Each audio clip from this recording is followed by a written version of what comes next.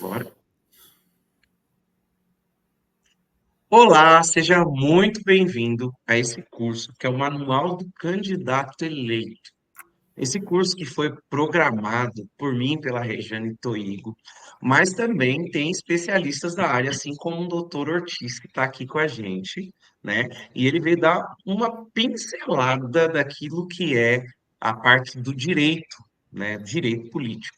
Mas antes da gente fazer isso, eu quero que ele se apresente. Ortiz, fala um pouquinho de você. Quanto tempo você já está trabalhando com política? Conta um pouquinho da sua história antes da gente começar. Olá, Silas. Primeiramente, agradeço o convite, quer dizer que é uma honra. Eu trabalho desde 2010 com prestação de contas eleitoral, assessoria a candidatos, e eu posso dizer, afirmar para você categoricamente que de 2010 para cá teve uma evolução muito grande na legislação eleitoral. Nossa, que coisa, hein, Ortiz? Eu imagino que você já viu de tudo, né? Já viu o candidato perder a eleição por causa de alguma falha eleitoral? Já aconteceu isso, Ortiz? O pior de tudo, já vi candidato ganhar a eleição e ter o mandato cassado por não ter uma boa assessoria. Já pensou, gente? Olha a responsabilidade, né? Que coisa, hein, Ortiz? Ortiz, então já vou começar aqui com as perguntas, porque assim, muita gente fez essa pergunta. A primeira pergunta que eu tenho para você, nós separamos perguntas, viu? Então, eu vou fazer a primeira pergunta para o Ortiz, ele vai discorrer um pouco sobre o assunto. A primeira é: quais são os principais requisitos para registro de uma das candidaturas nas eleições 2024, Ortiz? Olha, o principal requisito, né, parte da vontade da pessoa de se candidatar, mas legalmente ele precisa estar afiliado há pelo menos 6 meses a um partido, estar em um domicílio eleitoral, ou seja, no município dele pelo menos há 6 meses, que é o que manda a lei, e outras formalidades, que são a ata da convenção, declaração de bens na hora do requisito, da, na hora de fazer o registro da candidatura, Sei. certidões criminais, né, que nós temos a lei da ficha limpa hoje. Então, é um dos principais pontos aí. Não, entendi. E E esse pro, candidato também, ele é obrigatório ele apresentar algum tipo de plano de governo, algum tipo de. bem Isso é lembrado, obrigatório ou Silas, não? só para o candidato ao cargo do executivo, que no nosso caso agora em 2024 é prefeito. Ah, entendi. Então, o prefeito ele é obrigatório. Ele tem que É apresentar obrigatório. isso em um período específico? Existe um período No específico que ato do apresenta? registro da candidatura, existe um sistema chamado Candex, que você sobe todos esses documentos em PDF e esse plano de governo ele tem que estar entre esses documentos. Agora, uma pergunta de leigo aqui, Ortiz. Se não for, não tem problema. Ou se você não tiver uma resposta exata, imediata, também não tem problema. Mas essa apresentação de registro, ela é feita naquele período de convenção, é isso? Chamado período de convenção? Na verdade, o período de convenção das convenções partidárias, onde se faz coligações, onde se apresenta os candidatos que até o momento são pré-candidatos, né? Ela vai de 20 de julho, período legal, a 5 de agosto. Após você, dentro desse prazo, após você fazer a sua convenção, você já pode solicitar o registro de candidatura. Ou seja, Nossa, se você fizer no dia 20 de julho, no dia 21 você já pode fazer. Se você fizer no último dia legal, que é o dia 5 de agosto, no dia 6 você já pode fazer. muito legal. Eu fiquei até curioso aqui, porque para começar a campanha, me parece que é 16 de agosto, é isso? Que começa a campanha Exatamente. oficialmente? 16 de agosto, você estando já com as contas abertas, que obrigatórias, são obrigatórias 3 contas, a conta para fundo federal, que é o FEFEC, fundo partidário e a doação de pessoas físicas ou doação do próprio candidato. O Nossa, próprio Ortiz, candidato muito pode injetar dinheiro na sua campanha. Observado entendi. alguns limites, é claro. Claro, claro. Ortiz, e assim, existe algum tipo de propaganda específica para as propagandas eleitorais, por exemplo, em rede social? Existe algum tipo de lei específica para isso? Pelo que eu vou te falar, que eu, como já conheço um pouco, eu sei que tem, né? Mas o que que você fala sobre essas leis? A propaganda eleitoral, especificamente na internet, né, nas redes sociais, ela é regulamentada por edições que vem sofrendo a Lei 9.504 de 97. E também ela é bem detalhada na resolução 23.610.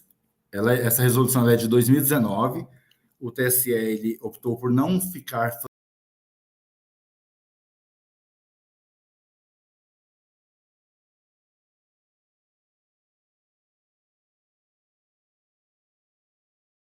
ações Hum, nessa mesma resolução.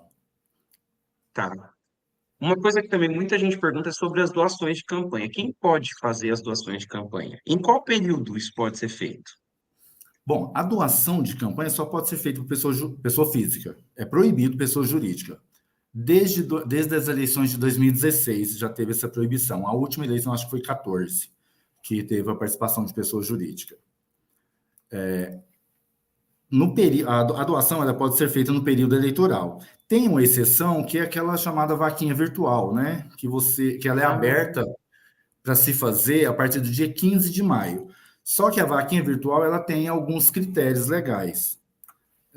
isso aí já é uma coisa que a pessoa tem que ir lá e olhar para ver quais são esses detalhes, né? Exato. O pré-candidato ele procura uma plataforma. Essa plataforma ela tem que ser autorizada pelo TSE e Certo. abre a partir do dia 15 de maio para fazer, pode divulgar, né, a sua vaquinha virtual para fazer doações.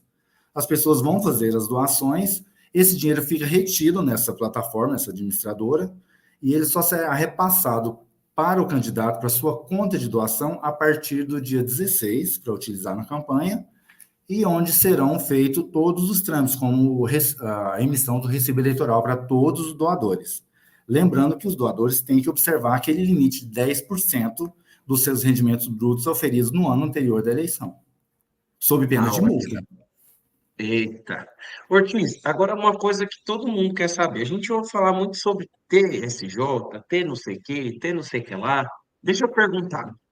Eu vou perguntar diretamente. Qual o papel do TSE, que é o Tribunal Superior Eleitoral, é isso? Qual o papel do TSE no controle dessa propaganda? Afinal, o que que o TSE faz, Ortiz? Olha, o TCE, né, o Tribunal Superior Eleitoral, junto com os TREs que estão abaixo, né, que estão com as sedes em cada estado, eles têm um papel, o TSE específico, ele tem um papel de regulamentar, e regulamentar, a legislação que já existe, ele traz ela para a realidade. O que eu digo que é trazer para a nossa realidade? A lei, como eu te falei, 9.504, ela é de 1997. Ela ela não tem uma alteração tão rápida quanto a nossa evolução, principalmente tecnológica, né? Então, o Sim. TSE, ele edita resoluções. Por exemplo, nessas eleições, ele editou resoluções nessa resolução 23.610, ele trouxe a novidade que é a proibição de utilização de robôs, de como que fala aquela Chatbot, será? chatbot, e também aquela que você utiliza a imagem Assim, deepfake, inteligência artificial. inteligência artificial. Então, trouxe essa proibição Mas, e Ortiz, enfatizou outras, como disparo em massa. sim, sim. Eu percebi que, por exemplo, essa da inteligência artificial, parece que se for identificada como inteligência artificial, é legal. Mas ela tem que ser muito bem identificada. Então, existe uma parte específica para isso. Exatamente. Não é isso? Ela tem que, você tem que deixar claro que aquilo é só um recado do candidato, que não é ele, o candidato que Excelente. está falando, e ele também Perfeito. não pode utilizar a imagem de outra pessoa para validar a sua candidatura, como de artistas e pessoas conhecidas. Bom, já que a gente foi para esse lance de inteligência artificial, eu imagino que não pode ser produzido, por exemplo, de fake news com isso. E falando em fake news, eu percebi que esse ano, Ortiz, eu participei da última eleição, inclusive nós estávamos juntos com o mesmo deputado. Eu percebi que esse ano parece que a fake news ela foi olhada mais de perto. Tem mais regras, parece, para fake news, né? Como que pode ser o julgamento disso?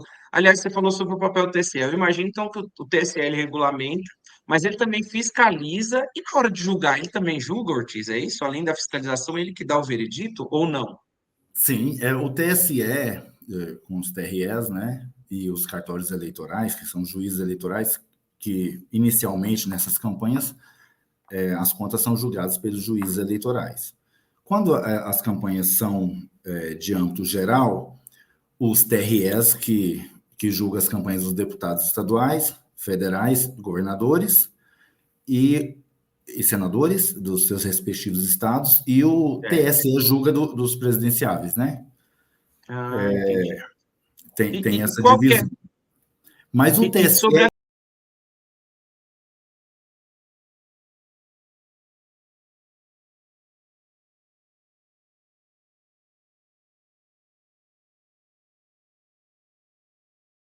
tem algum tipo de penalização padrão? Como que funciona isso, a parte de fake news?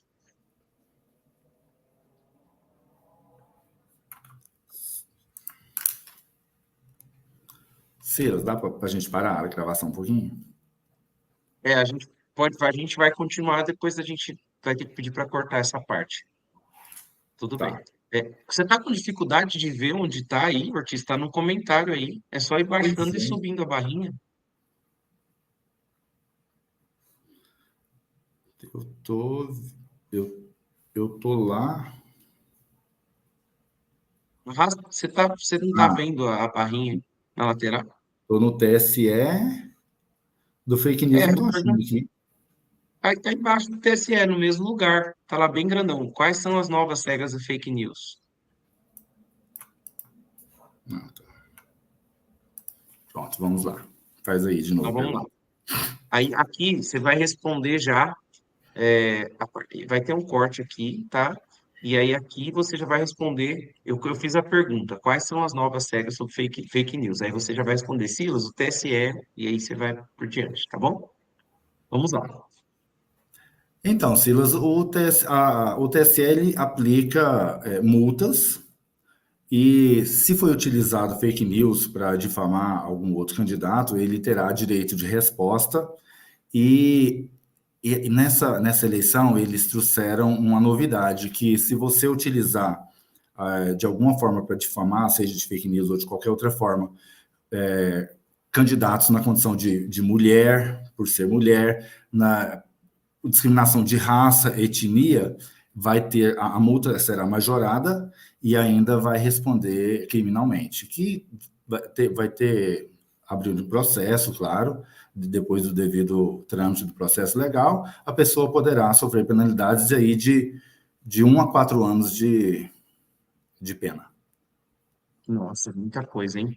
Exato. Ortiz, e quais são as sanções previstas para os candidatos que não respeitam os limites que são dados, que são os gastos eleitorais? Tem alguma pena específica? Tem sim. Os gastos eleitorais, antes da mini reforma eleitoral, que aconteceu em 2015, que já começou a entrar em vigor em 2016, eles eram estabelecidos pelo partido nas convenções partidárias. A Justiça Eleitoral, ela quer trazer uma equalidade, ela quer parametrizar para todos os candidatos ter as mesmas chances no questão de gasto, porque o candidato rico, claro, ele gastaria mais. Sim, A Justiça Eleitoral, ela parametrizou a questão de gastos. certo. Então, o candidato que gastar acima do limite, ele vai ter problema com multa. E se esse limite for, que pode chegar a 100% do valor excedido, e se, Nossa, e se, esse valor excedido for, no julgamento das contas dele, perceber que aquele realmente trouxe uma diferença grande, fez a diferença para ele ganhar essa eleição, ele pode se ele ganhar a eleição, ele pode ter o mandato até cassado. nossa, é muito forte então, hein, a pena. E, o Ortiz, tem algum tipo de porcentagem, por exemplo, de preferência de gênero nessas eleições? Tem alguma coisa específica nesse sentido? Tem sim. Na primeira alteração da lei, trazia que era 30% o mínimo de mulher e, dentro de uma campanha, né? Até foi feita uma correção, não se fala mulher, se fala gênero. Hoje, o gênero feminino é que tem minoria no meio político, né? Então, Sim, para trazer, a lei trouxe esse 30% no mínimo de candidatas mulheres. Não fala de mulher, fala de gênero, mas 30% hoje é mulher, porque se amanhã houver uma inversão, vai se ter necessidade de 30% de homens. Certo, certo. Ortiz, eu queria te perguntar agora sobre a parte de outdoor. Outdoor de campanha, propaganda visual das eleições 2024. É, eu nunca mais vi outdoor de político. Isso é proibido hoje ou é liberado? Não, foi proibido, outdoor já foi proibido, acho que na última mini reforma eleitoral de 2015. Você Ótimo. pode, se você puxar a memória, você lembra que a última eleição, que você via aqueles carros todo envelopado com a logo do candidato, com a imagem do candidato, foi em 2014.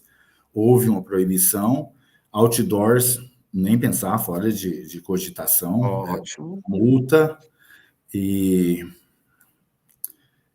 tem um limite, a lei traz um limite que é de 0,5 metro quadrado, por exemplo, um cartaz, um adesivo para você colocar no seu veículo, 0,5 metro quadrado, exceto Entendi. aquele micro perfurado no vidro traseiro do carro. Ah, sim, que é o vidro de trás ali. Isso. Entendi. Aquele é Ortiz, na extensão do vidro.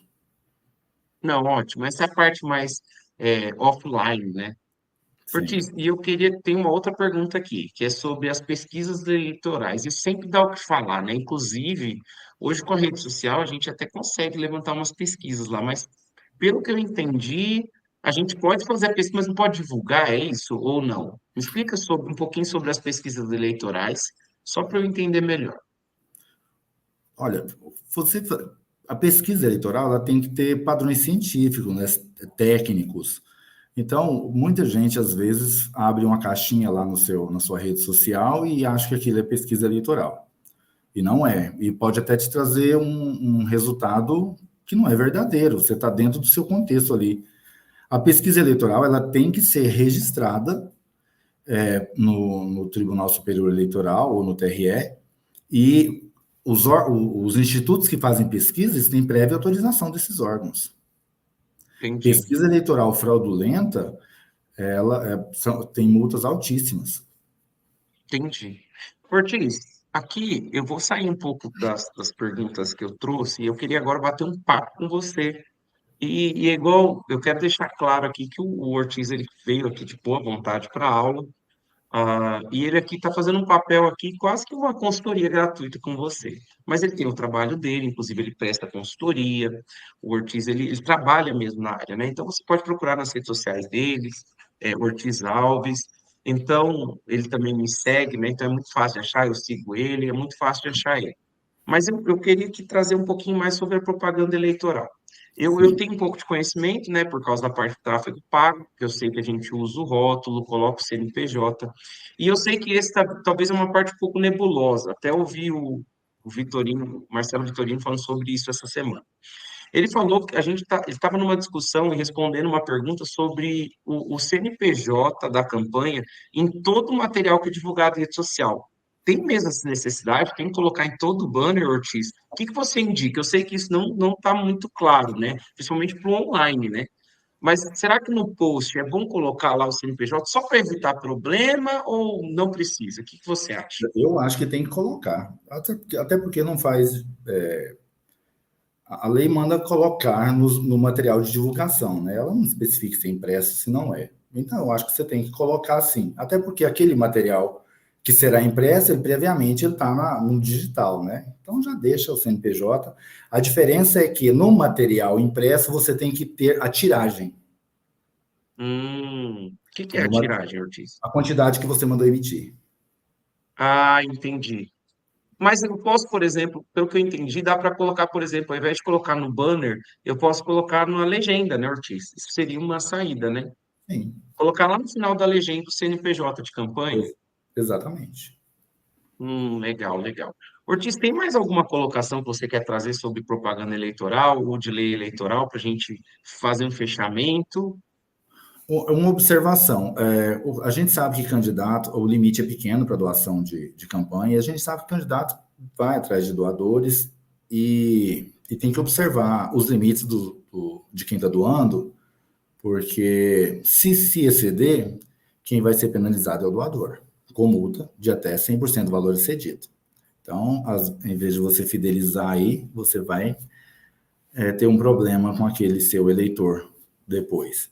Outra questão é pessoas que fazem doação para a campanha e que estão recebendo algum benefício social. Então, é incompatível, né? Se você está dependendo de Sim. benefício social, você está fazendo doação para a campanha, não é legal. E uma dúvida muito grande que a gente sempre tem em campanha é: se eu trabalhar com o cabo eleitoral ou prestar algum serviço para o candidato, eu vou perder algum benefício que eu tenha social? Eu vou responder: não perde. A contratação é sazonal, você não é em vínculo empregatício, você não está empregado, você está fazendo um trabalho esporádico. Inclusive, a legislação traz isso, que não gera vínculo empregatício aquele contrato temporário que você está prestando para um candidato. Então, você não perde nenhum benefício seu, seja aposentadoria, qualquer benefício, por estar trabalhando na campanha, exceto se você tiver aí com uma aposentadoria ou algum benefício por invalidez, né? Aí você não poderia estar trabalhando. Caso Entendi. contrário, pode trabalhar. Então, entendi, gente. Foi uma aula aí bem completa, né? Uma aula um pouco mais extensa do que as nossas aulas, que foi a parte do curso. Mas é isso, eu quis aproveitar bem o Ortiz, a gente tirou muitas dúvidas aqui, dúvidas de vocês.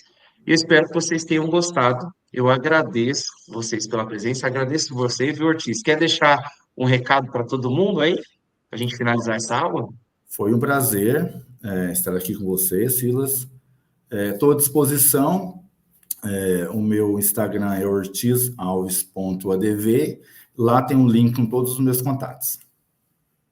Então tá bom, gente. Até a próxima. Até. Obrigado. Um abraço.